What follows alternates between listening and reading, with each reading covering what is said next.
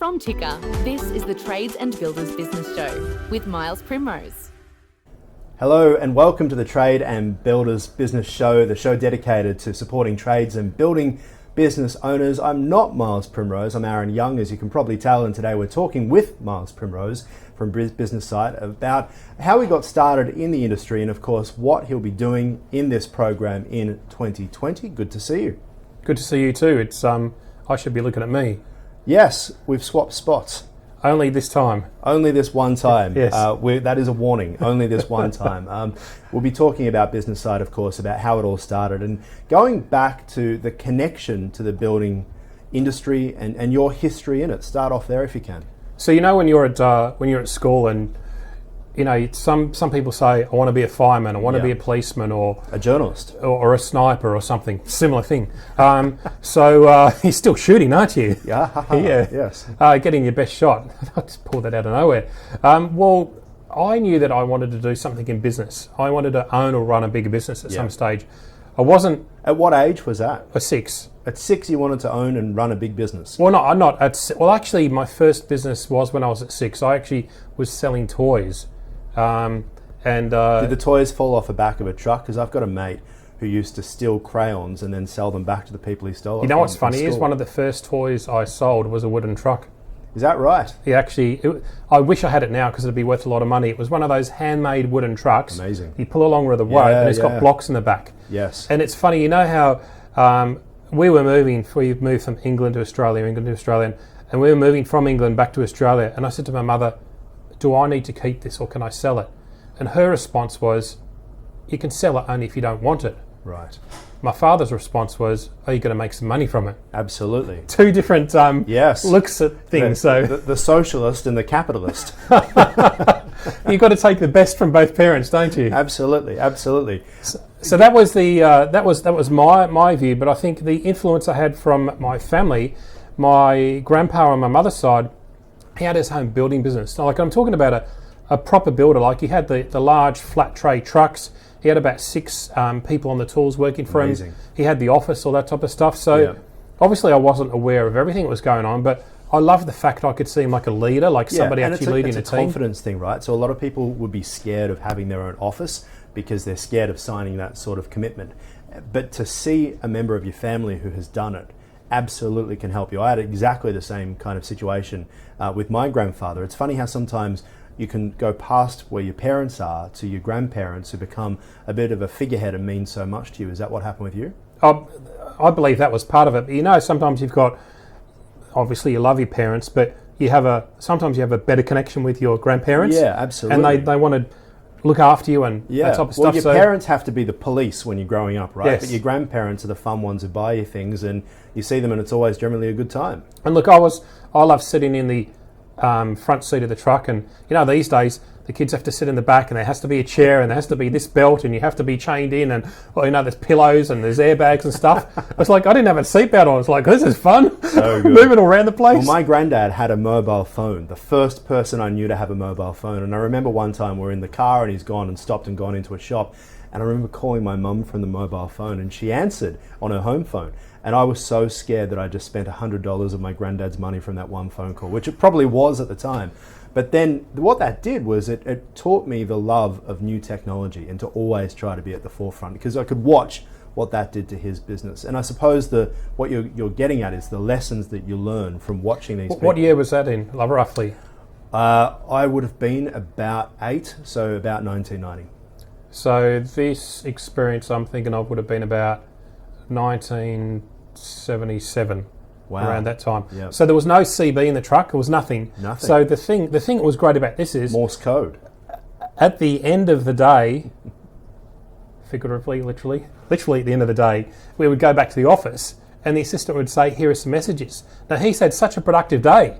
No social media, no phone calls, no CB, just get the job done. Amazing. So that was my grandpa on my mother's side. Now, my grandpa on my father's side, he was in the war, and sometimes he would come back from the war and you would get a parcel of land. Yep. And they got a parcel of land on the other side of Geelong, and he built the house with my father's oldest brother, and they literally got a book on how to build a house, and it's so solid, it's ridiculous. Yeah. They've taken so much pride in actually making sure the type of wood they've used, the actual size of the wood.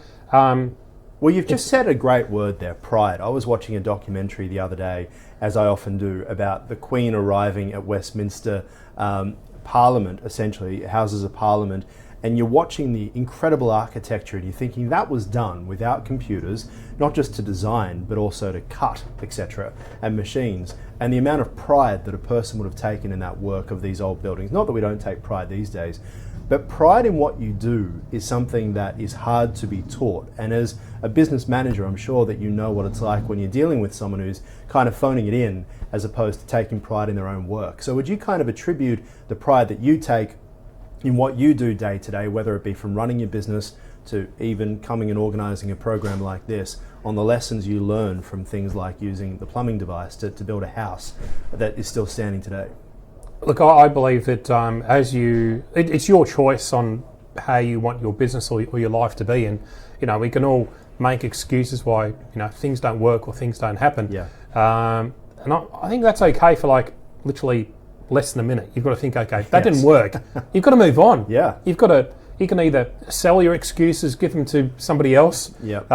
But I believe if I take away the how positive my parents were, and the long-term approach that my grandparents had on the high standard of things that they built or things that they made. And as you would know, after the war, there wasn't a lot of anything around. You had to be so resourceful, it was ridiculous. Mm-hmm. So I remember and we often forget that. People came back, and it would have been such a social time. In the UK and across Europe, famine was a massive issue after the war. In fact, more people died of famine and the flu after World War I than from World War I. And then you've got the other side, which is, as you say, men will come back from war. The women, for the first time, have been working. They then get put back into the house so the men can have jobs. It would have been just such an incredible time. And added to that, as you say, you've got this boom that you have at the time in population, a boom in terms of the economy, because we had to at that point.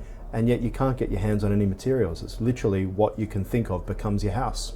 Well, and I know going to my grandpa's little hobby farm, seen some of the tools he's made out of recycled bits of metal and recycled bits of timber.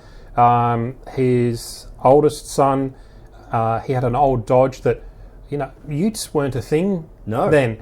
He created he chopped the back of this Dodge and actually built a wooden tray on the back. He built his own ute? Yes. Wow. So that was...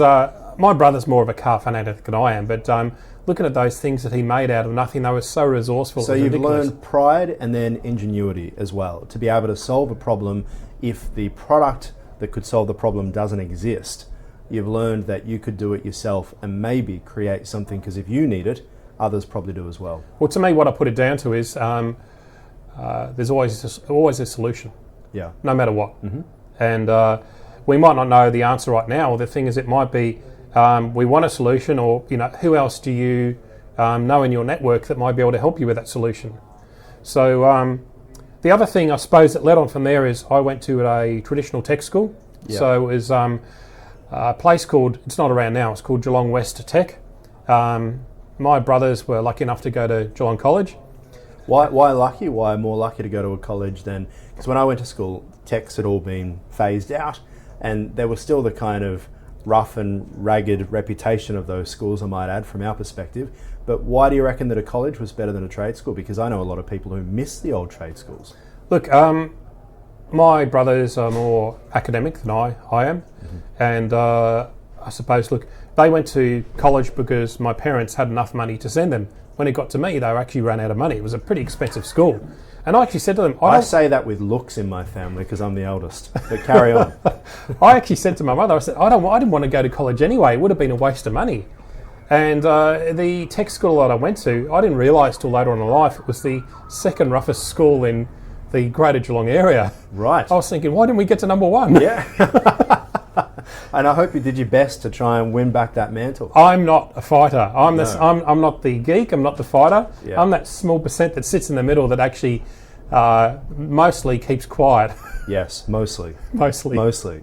So I did a lot of tin metal at school from memory, and I absolutely loved it. there were a lot of people who, you know, their preference was sport or their preference was English. I couldn't stand English, probably not the right job for that, but I found that being able to build things gave me so much more joy than anything else. And that actually also began with my granddad. He'd have the back shed, and aside from the traditional calendar of Al McPherson that always sat in there, there was always the wood that he would build, and we'd come up with these great ideas of things that we wanted to build. And later on, as I got into my teen years, we'd build TV studios together, and he actually came to my previous job at Sky and helped me build the studio for Melbourne, would you believe, a few years ago.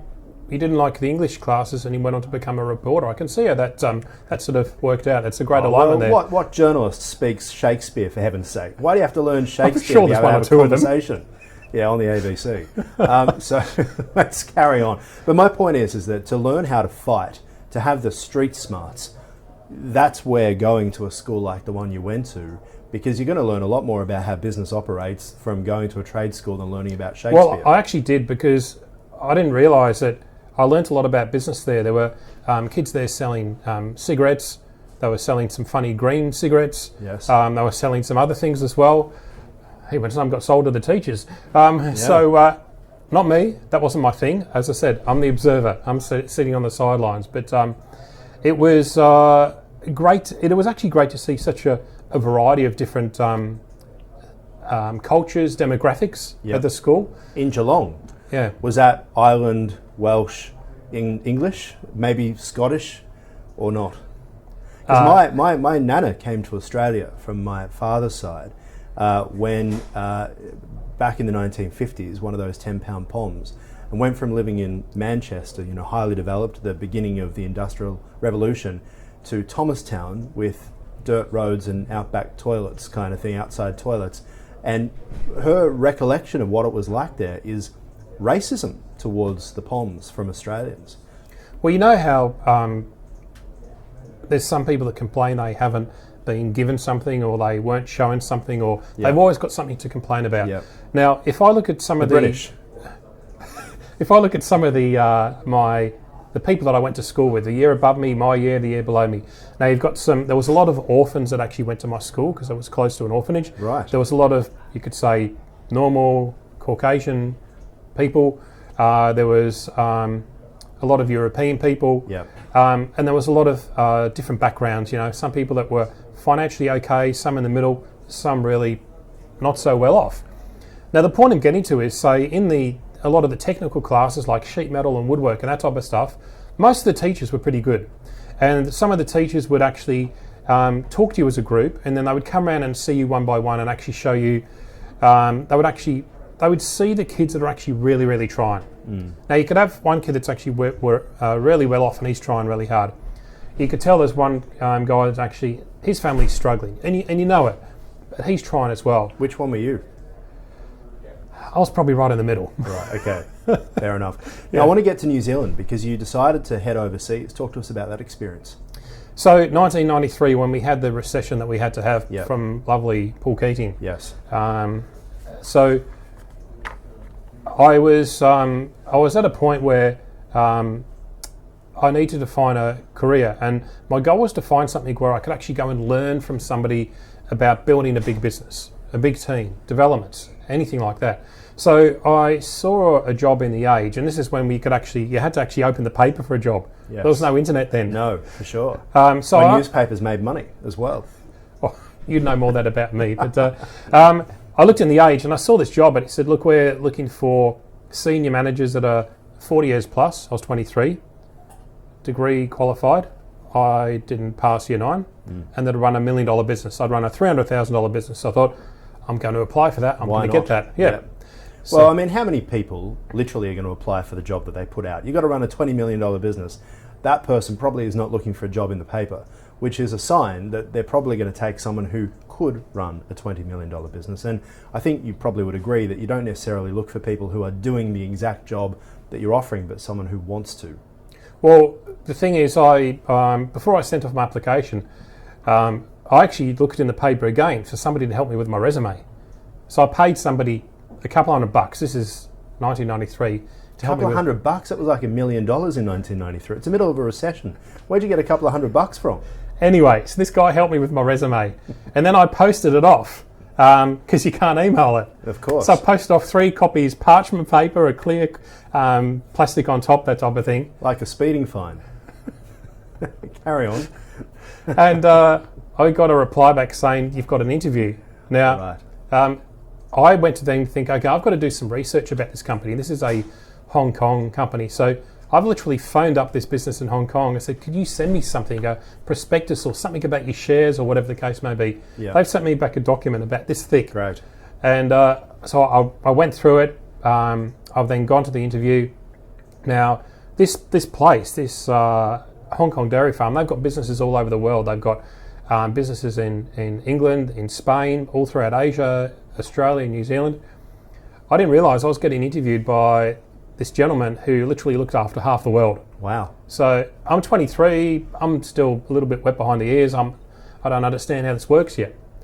I've literally gone into this recruitment agency in Collingwood and this guy's walked out and I've walked in. Anyway, this lady said to me, go and wait in this room and somebody will be with you in a minute. So this guy comes in, Don, and he shook my hand, Australian, really well spoken, sort of almost English voice. And he said to me, I've got to ask you before we start, the ad that's in the paper, you sort of don't totally match what's in the paper. And he said, what's your ultimate goal? And I said, I want my own country. Your own country? Well, because they've got operations in different countries. Oh, I see. Right. Yeah. So he said, what are you prepared to do to get that? I said, I'll start with a small one first. Yeah, New Zealand. Well, anyway, he roared with laughter. And he said to me, what's different between you and anybody else that's, going to walk in here today? I said, did you have a chat with that old bloke that just walked out? And he goes, yes, old bloke, yes. I said, well, look, he's probably got 10 or 15 years to go at the most. And he looks a bit worn out to me. I said, I'm a young guy, I'm going to work hard, I'm going to make things happen. Yeah. And he was partly laughing throughout the whole interview process. Yep. And he said, look, let's take a break. Yep. We need to. I want to hear the other side of this story because I think it's got a very interesting ending. We'll take a break here on Ticker and be back with the other side of that on the other side of this.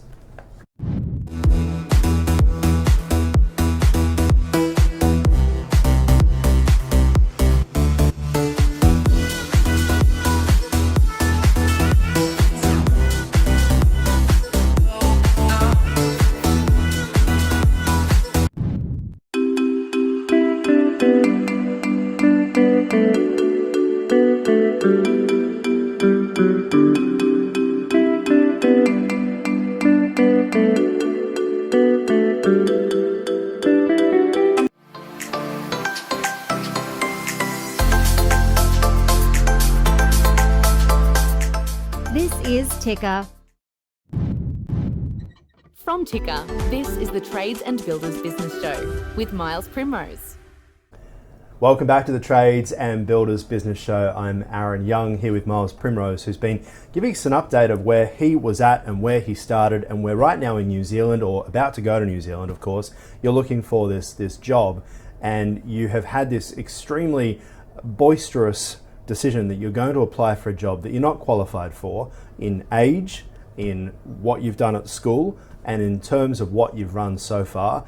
And you've got the guy who's recruiting you laughing at you, sometimes with you.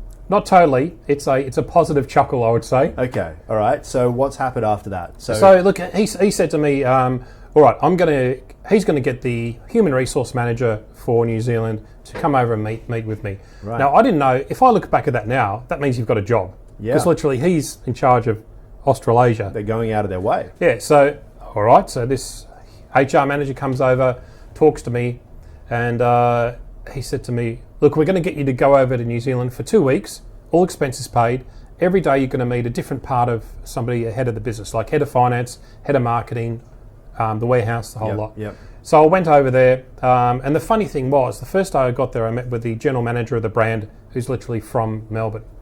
And he said, all right, well, you're going to meet with this person today. For 2 weeks, I went out with somebody every night, and during the day, I'd go and see a different part of the operation. The first night I went out, I said, is there a tab or a limit? I said, what are you talking about? We're at this Sky Tower restaurant in Auckland. He said, oh, there's no limit. I said, fantastic. So I've clicked, and I've said to the waiter, I said, can you bring over some cognac, please? Now, cut a long story short, at the end of the 2 weeks, I'm back to see the general manager, and he's got his branded baseball cap on. He said, "What did you learn?" And I said, "Okay, this is what I've learned. Here are some things I could see that need to be improved." He said, "I've got to tell you though," he said, "you've been the most expensive person that we've had to look after ever." And he said there was 3 people that actually didn't make it back home. Anyway, then he took off his cap. He said, "From a Melbourne person to a Melbourne person, bloody fantastic. You drunk him under the table." So, and is that how you got the job? Well, I'm not sure how I got the job, but the you thing got is, the job. I stayed there for 2 years, and Yeah. what was great, I suppose this is another connection with the building industry, I had a lot of involvement in project managing. Like, you would go to a site, there's literally mud and some concrete walls going up, and I'd have to project manage the coordination of the trades. Had you done that before? No. Wow. Had you ever left Australia before you moved to New Zealand? Oh, plenty of times. I've actually moved around with my family, but as an adult, the only other time I've done that is prior to coming to New Zealand. Right. I went on a Kentucky tour. Yes. So Tour and bender after the word Kentucky generally mean the same thing. Anyway, you don't need to. So clarify. it was. So you get back to New South Wales a couple of years later, right? Well, yeah, I'd spent 2 years in New Zealand. That was fantastic. Built 4 or 5 brand new shopping centres, and then over to New South Wales, and that was not so much about building new shopping centres, but it was about going into businesses that were underperforming, Yeah. and actually turning those around. So were you a consultant? Is that how you would describe it? I wasn't a consultant, I was working directly for them, but the see. thing is, I wasn't like your normal manager that would go and actually stay in a store. Yeah. And I wouldn't want to do that. It's just too boring for me. Yeah. So it was like, okay, start off with one that's actually losing $8,000 a month, get that to actually make money and so on. Now, And how did you do that? Was that through costs? Was it through changing who was the store manager there at the time? Just give us an idea of what the process was. pretty much the same process in each one. So go in there, have a look at things really quickly, because sometimes if you stay there for too long, you can become blind to some things. Yes. So work out what's going wrong, first of all, really quickly. The second thing is actually be really, really clear on what your end goal is for the business. And obviously it's for it to make money. And then you need to work out, well, who's on the team, who's going to actually carry this through with you. And then work out, be really disciplined with the people that are in the business, because there's some people that are going to say yes and say no. Now, the largest business that I ran for this business was in upmarket Mount Druitt in New South Wales. Now, I'd never been there before, and somebody said to me quite proudly, "We've got the highest percentage of domestic violence in New South Wales." And it was actually one side of the shopping centre was quite nice, and literally the other side it was actually not so good. And the place had never made money. It had lost $2 million. And I was put in there for it to make money. Now the thing is, the reason why it had never made money before is because all the other people that had been in there before were yes sir, no sir people to their bosses. Yeah. Whereas I would actually make the decisions that need to be made. So talk to us about what would be the largest business that you've turned around then? Or that would be that one. So In there Mount was Druitt. 360 employees. Yeah. And it was started off at 36 million turnover a year, and actually went up from there. Wow. So it was a great size, and I suppose the one thing that I remember, 2 things I remember most. Actually 3. The first day they asked me to go in there. Normally in retail, I'm not sure what it's like in media, but it's almost like they own you, and they'll just plonk you wherever they want to put you. And they said to me, "You're here, we're now going to put you in Mount Druitt." I said, "No, I'm not going there." "What do you mean you're not going there? It's a promotion." I said, "I will go there once you pay me X amount of times of my salary, how I want it, as a performance-based bonus." And they said, "No, we're not going to do that." I said, "Well, I'm not moving then. You can't move me until I agree." Now there's my boss who's loving this, and there's his boss who's not enjoying this. So then for him to get authorization, he had to call the managing director in Hong Kong. So he's got one of these big chunky brick phones. Now, if you picture this, I'm about to go onto stage to 3,000 people and go through how processes and systems are going to work. Really exciting. Before I can go on a stage, they need to change my top to a different branded top. So these people are actually waiting for a couple of minutes thinking, what's going on? So he's then phoned Hong Kong, and I can hear the guy in Hong Kong say, "Give him what he fucking wants, because if he doesn't fucking get the result, he's not going to get paid the bonus, you idiot." Anyway, then you hear a phone slam down. Anyway, my boss's boss comes over and says, "Okay, you've got it. Can we start now?" I said, "No." He said, "What?" I said, I need to sign something. He said, are you serious? I said, yes, I don't trust you. Wow. So anyway, we got a bit of paper and we signed something. Yep. And then I went on to stage. Later on that day, I've gone to the business and I've called my direct reports there, and there was 12 of them. And I said, this place is going to make money. It might take me 12 months, 18 months or 2 years, but it's going to make money. 2 of them laughed. So I sent the other 10 out of the room. I said, all right, you're terminated. And I said, go to the office and collect your pay. Wow. I called the other 10 back in. Do you think they listened to me? The thing is, everybody had been too soft and too complacent with them. And there was so much theft, lack of leadership, lack of productivity. And it can be the lack of desire to be there, really, is kind of how you're putting it. That they were, I suppose, just expecting that the job would look after itself and look after them, without thinking that, you know, a workplace is what all people bring to the table. Absolutely. And look, it's every time I went to a bigger and bigger business, look, I learnt more things, but I believe the thing with that business is I learnt how initially how sort of tough you have to be, not in a horrible way, but how you have to stick to your standards, that you actually, your goal is to achieve those standards. And over time, you're going to see the team are going to separate. The team that are going to go, this is great, we're starting to make progress, and we're going to stay with you. And the others are going to fall away. Yeah, for sure. All right, well, let's talk about the home office and rich dad, poor dad. So the very last job I had, so I got approached to finish off a concept for Mitre 10 called Mitre 10 Mega in 2002. Right. And Mitre 10 then had an idea to actually create a brand for a female shopper for home renovations. Right. And which would later become Masters from Woolworths, essentially, and that didn't end well. But carry on. That's not me. So I was project managing the Mitre 10 Mega to finish that concept and pull that together. 3 days before it was opening, I got asked to leave. So it was just one of those things where I did not get along with the person above me. Right. So I drove home, and there's 2 things you can do when you get asked to leave. Yes. You can either have a whinge, have a cry, go down the pub. I'm not a pub person, anyway. So, or you can think about, okay, what's my plan? What am I going to do next? Yep. So went home, walked into my home study, saw the book on my shelf, Rich Dad, Poor Dad, started reading that, went to the back, there's a website. Websites are a bit clunky then. Looked on the website, there was 2 workshops on there, one for Robert Kiyosaki and one for a property one. Talk to us, who's Robert? So Robert Kiyosaki, most people will know that he wrote the book Rich Dad, Poor Dad. Okay. And if you don't know, I mean, I suggest it's a good book for business people to read. So he's actually somebody that actually he gets a lot of, he's aligning himself, this is probably good or not good with some people, with Donald Trump. Like he's done a lot of deals with him, and he's moving up pretty quickly. Now, anyway, so I spoke to this guy at this event company. I said, which of these 2 courses should I do? He's probably rubbing his hands together because it's not him having to sell. He's just telling me which one to sign up for. So I invested $7,500 in 2003 for a 3.5 day workshop. Went up to the Gold Coast for 3.5 days with Robert Kiyosaki and did a business workshop with him. And literally, that's where I picked up my first client there. And it was literally, there's a big round table on one of the breaks. There's about 30 people there.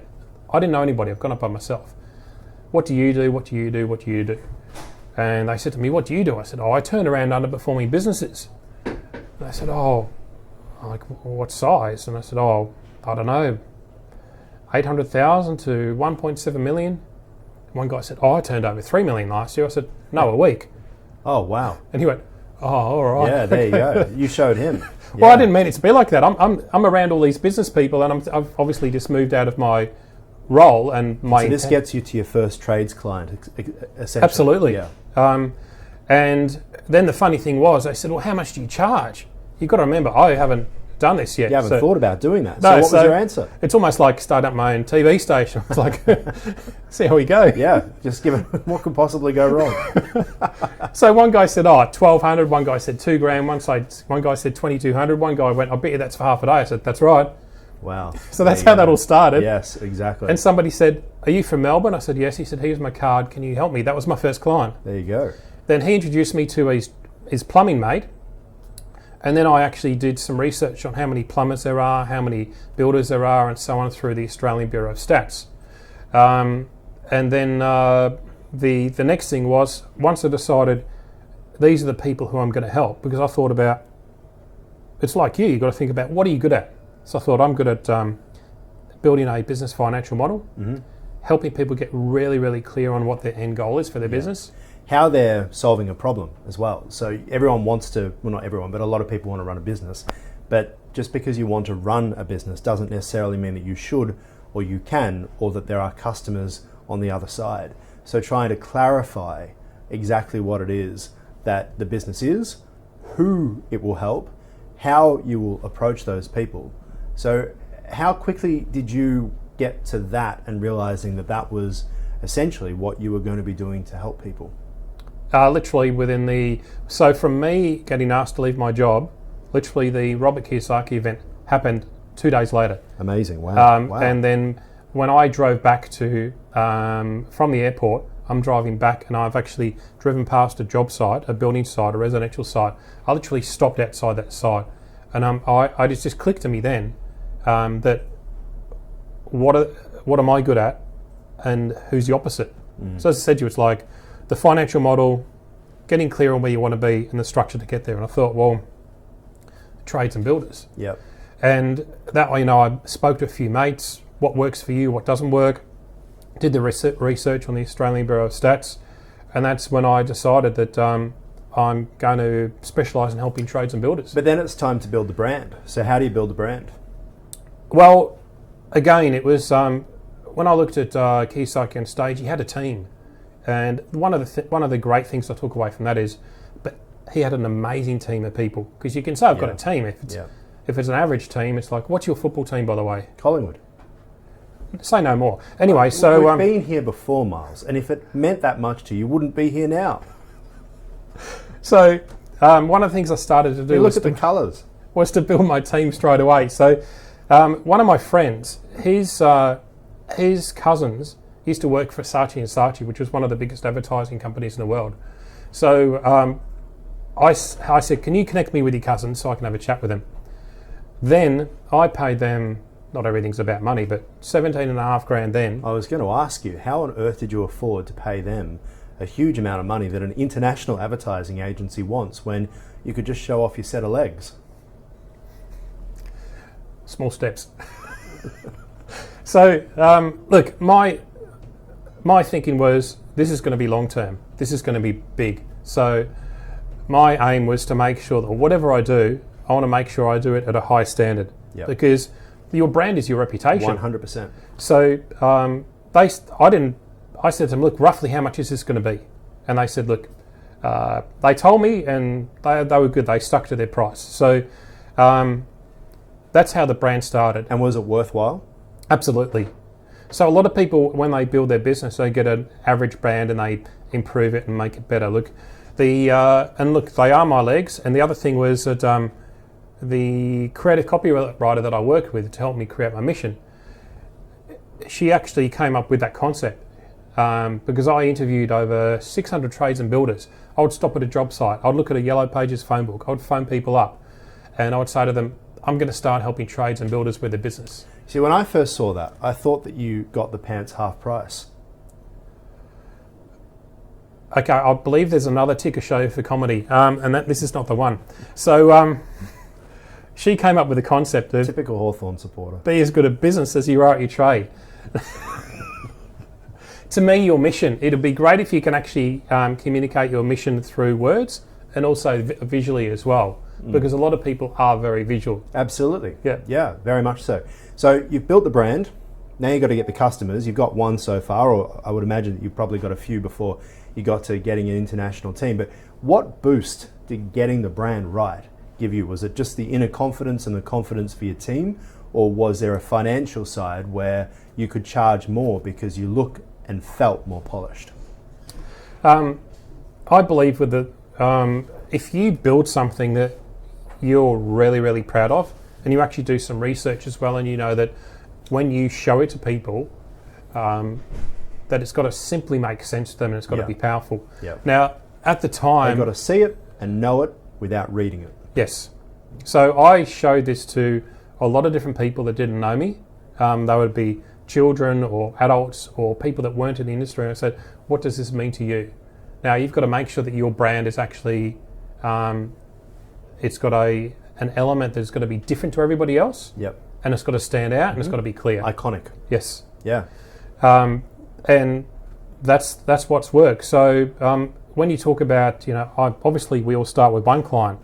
He referred me to somebody else. He referred me to his brother. Yeah. And I got a lot of referrals. So it kind of spread like wildfire. It did. Yeah. Now, one of the reasons it did is because there was nobody else around helping trades and builders. And because if somebody says, hey, to the electrician, this guy helps trades and builders.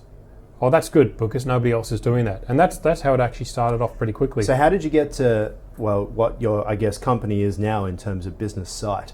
Yeah. So you've had all of this experience thus far. How do you get to that? How do I get to where I am now? Yeah. Well, first of all, as I said before, you've got to have a really clear big picture. But it's 2003. Yeah. So let's go back then. You've had 10 years experience. You then get to BusinessSight. Yep. So to me, it's really thinking about, okay, what would I like my business to look like in the end? So I've worked out the mission. Is there ever an end, or would you say this is where I'd like it to be? So when I say an end, I'm talking about in its ideal form. Yeah. I don't mean end as in no more. Sure. So my vision then was to actually be running workshops up and down the east coast of Australia. And my purpose hasn't changed though. So my vision has become bigger since then. Yeah. My purpose is to actually revolutionise the way trades and building business owners do business globally. Yeah. So the reason I can actually confidently say that now is because we're building easy to use cloud-based tools for trades and builders. Some that don't cost anything, some that are a little bit of money, some that cost a little bit more, and so on. Yep. So, and the other thing also with the workshop that we run, over time it's been slowly getting more and more presenters on that are a really high standard. So one of the worst things you can do is build a business too quickly. Yes. And get the wrong people on board. Be in a rush and get the wrong people on board. We'll take a quick break because it's a very interesting topic to go down. We'll be back in just a moment with more with Miles from BusinessSight.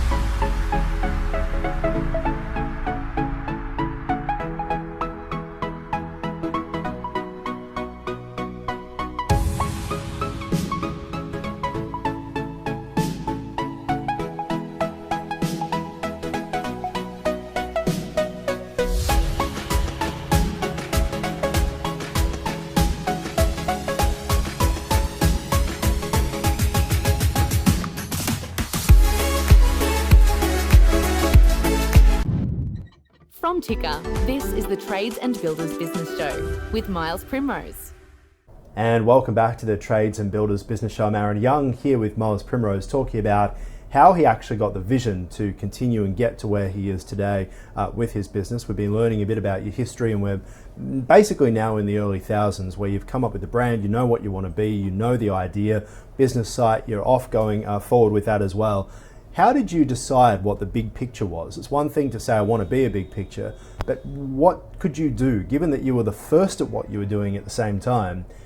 As you say, you were the only ones who were helping trades with the business side of things. So where could you get your inspiration from to A, know what they need, but also to know what to tell them? So the actual name of BusinessSight, the reason that name came up is because all the people that I spoke with about doing research for my mission, a lot of them said, I don't know what's going on next week or next month, let alone in the future. So that was where BusinessSight came from. Now, as far as the big picture, you've really got your purpose. So our purpose, which has actually expanded. So our purpose is to revolutionise the way trades and building business owners do business globally. The vision I'm not going to talk about because that's, I suppose, a sensitive commercial goal. The mission has always been for you to be as good at business as you are at your trade. Now, the other thing on the big picture is really defining the culture because if you're going to build a business with a team, contractors or employees, you've got to be really clear on what you will accept and won't accept. And you had to start with your own culture before you could move on to other businesses' culture. Yes. But also realizing that you can't make them follow your culture, because it's up to the person and up to the business owner. Absolutely, but the thing is, I suppose, when you bring external team members on board, say from a workshop, or if there's people in the office, you want to make sure that you find enough out about them so that there's at least a 80% fit. So there's going to be some sort of alignment there. Yep. My business partner likes cats. I like dogs. It almost ended because of that, but we carried on. That became the 20%. I love cats. What a shock. Let's carry on about what made you different to, I suppose, your competitors. Look, there's 12 things, and a lot of people that know me know that I like the number 12. And I was born on the 12th of June. Were you? Yeah. I'm going to change that. So the 12 things are, number one is timing. So being the first trades business coach or trades and builders coach in Australia. Visually, what makes us different is the legs. Yeah. Number three is our mission. So we've got a really clear mission for trades and builders for them to be as good at And business. to make sure you can't be copied. Absolutely. Yeah. And you want to make your mission that good that people can't copy it. Now, the strength of what we do, so when people come to our program, we've got over 36 specialist presenters. And people go, well, that's just a number. It is in a way, but two of those people, the accountancy firm, work with some of the families in the top 500 rich list in Australia, and the creative copywriter built the brand Webjet. So there's some pretty good people on there. Yeah, amazing. It's a true niche, number 5. So we only help trades and builders. There's some other people say we help trades and builders, but they help a dress shop and they help somebody that actually is in restaurants or whatever the case may be. Just trades and builders. Response. So we get back to inquiries within 24 hours. So now the niche, I just want to touch on that if I can. Because the problem with the word niche is it feels small, and a lot of businesses, particularly in a small country like Australia, worry that if you focus on the niche, you won't have enough scale.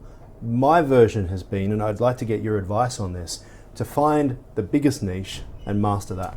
Well, it's about actually finding a niche that is narrow, but it's deep. So meaning deep, that there's say 36,000 plumbers in Victoria. There's 28,000 electricians or whatever the case may be. So you've got to work out, well, here's the niche, that's narrow, but if we drill down, how many tens of thousands of people are there?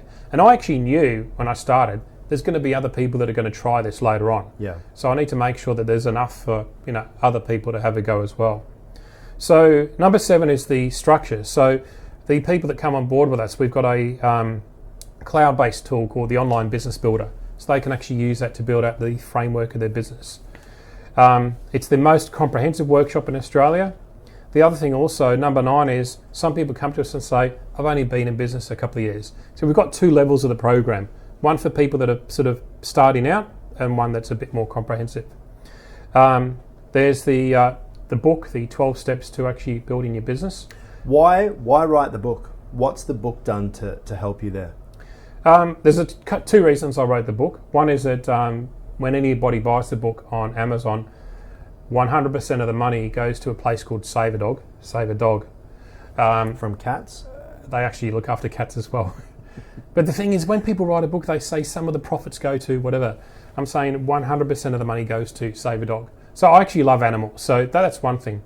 The other thing also is, I know some people, they're not going to do much. They just want to read something, listen to an audio book, and actually get a little bit of help. So that's the other reason I wrote that book. And I will say though that if whoever is watching this at the moment, if they go to if they look for BusinessSight on YouTube, and they're the first 12 people that subscribe, and they just leave a comment there, I'm happy to post them out a book. Perfect.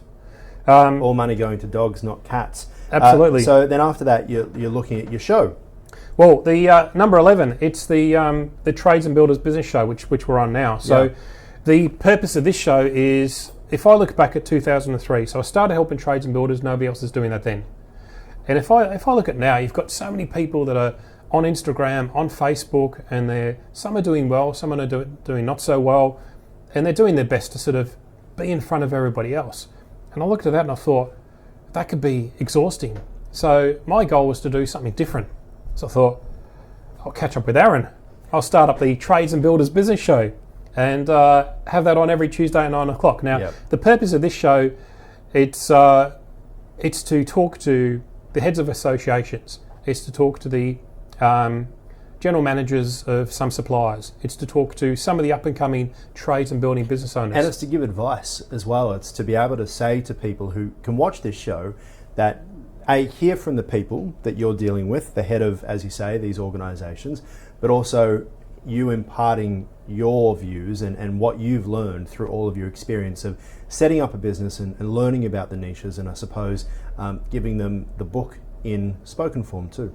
Absolutely. So we've got some great guests lined up for the next few months.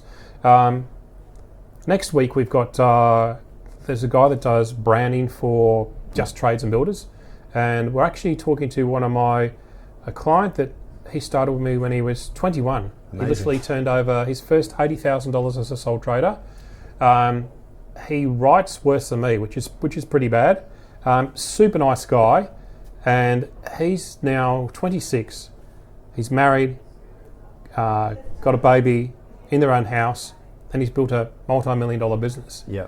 Now, so he'll be on next week to talk about his journey. Amazing. Oh, look, speaking of journey, I want to go through some of the other things that you've been going through yourself as well, because that's pretty important. So 2003, we go back, it's nearly coming up to 20 years since you started BusinessSight, the first mentor when it comes to builders and traders in Australia. Then we go on to Channel 9's Your Business Success.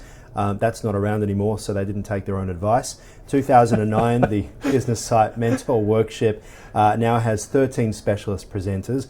2010, you're looking at supporting Kids Undercover. 2011, you're the keynote speaker for Master Plumbers. Now, right through your journey here, being a keynote speaker, I suppose the voice in your field has been very important, from writing the book through to realizing the brand was partly about you and your waxed, I'm guessing, legs, and then, but also realizing that you need to have a connection, that people can't just have the words, but also the personality.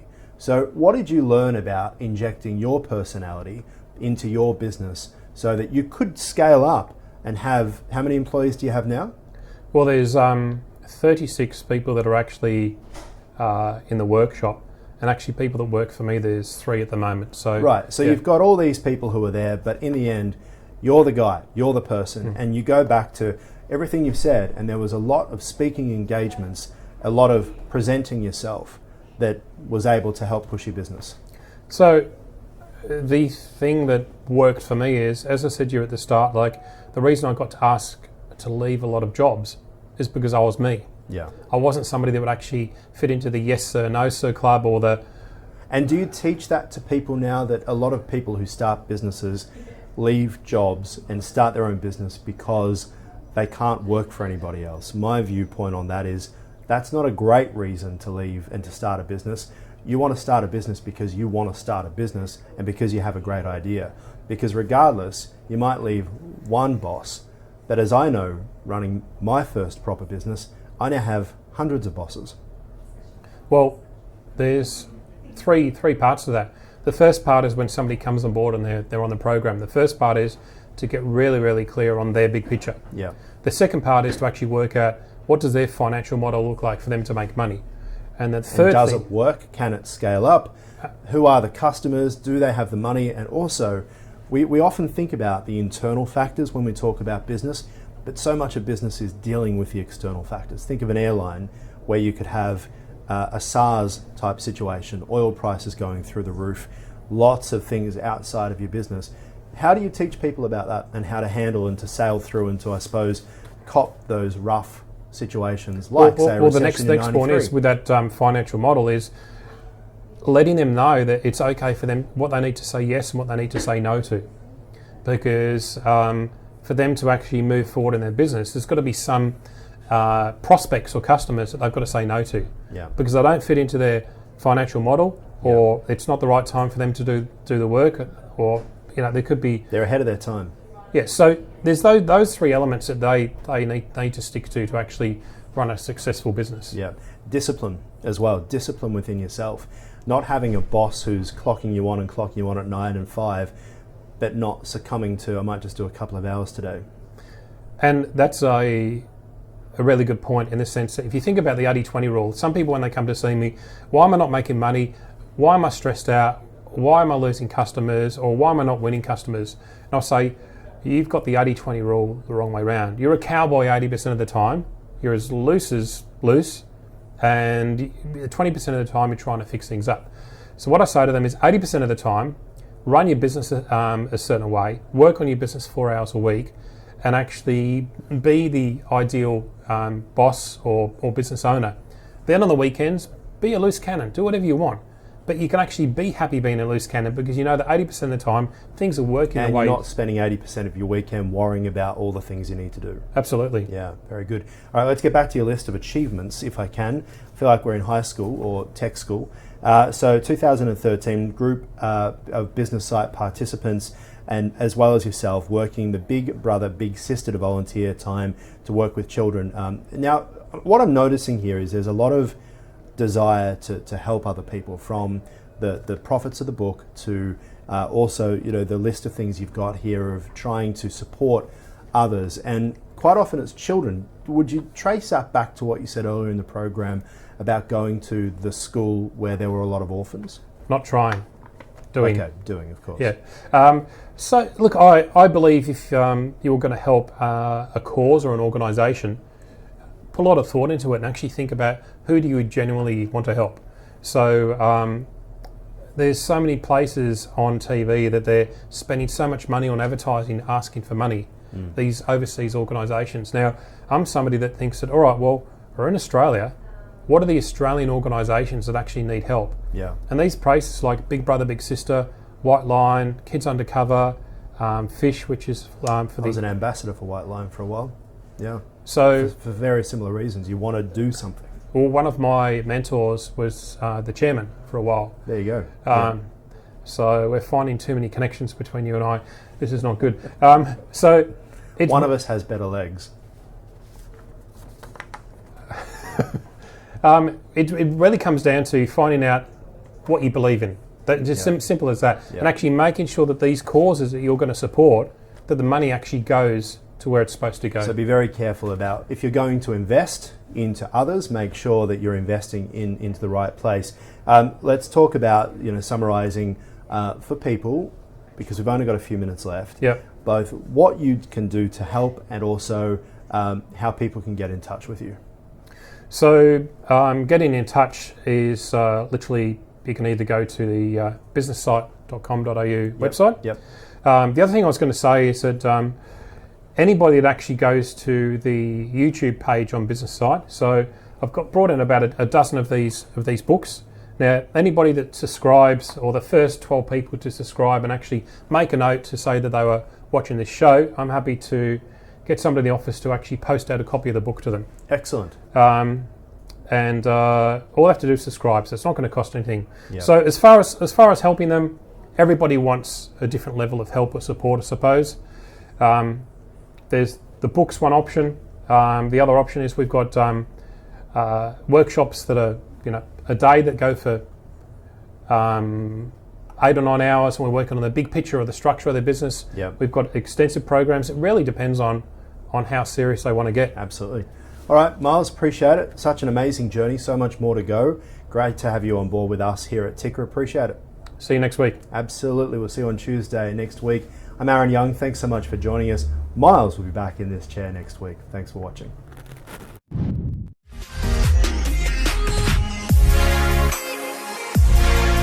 This is Ticker, your new source for news.